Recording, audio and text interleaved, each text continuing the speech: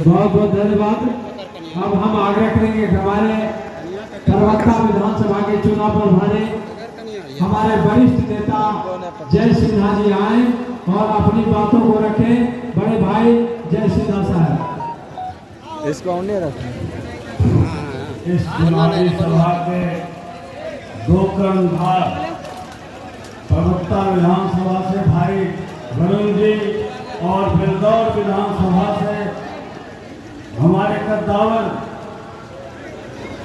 प्रत्याशी भाई गजेंद्र निषाद जी को मैं सबसे पहले हार्दिक अभिनंदन करता हूं।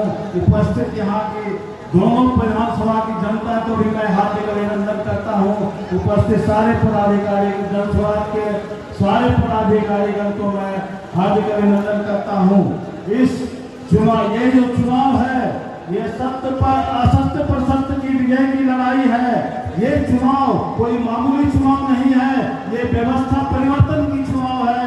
ये चुनाव एक तरफ आपको बाहुबली धनबली सब झुके हुए हैं और एक तरफ गरीब का बेटा और जमीनी स्तर का नेता जुटा हुआ है और घर घर तक जाकर के और अपने समाज को बनाने का, अपने बिहार को में व्यवस्था परिवर्तन करने का नारा लगा रहा है। ये मामूली बात नहीं है।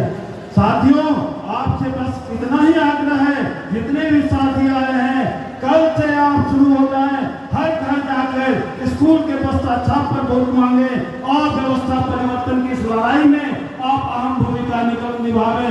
यही करके मैं अपनी वाणी को समाप्त करता हूँ।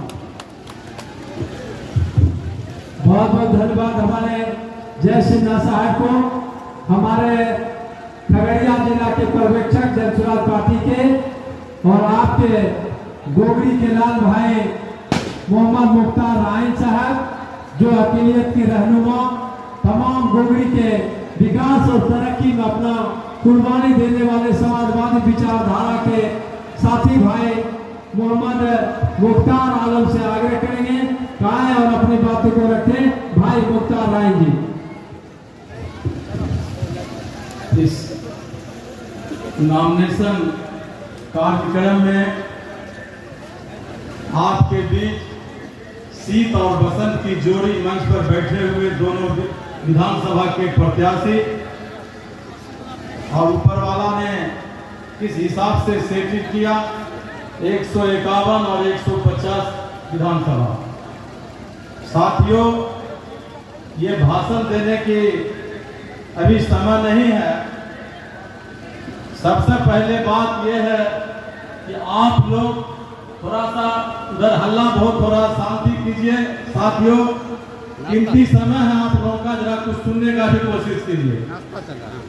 साथियों, आज बेलदौर विधानसभा 150 और परवत्ता विधानसभा 151 और आपके बीच ऐसे कैंडिडेट का चयन किया है।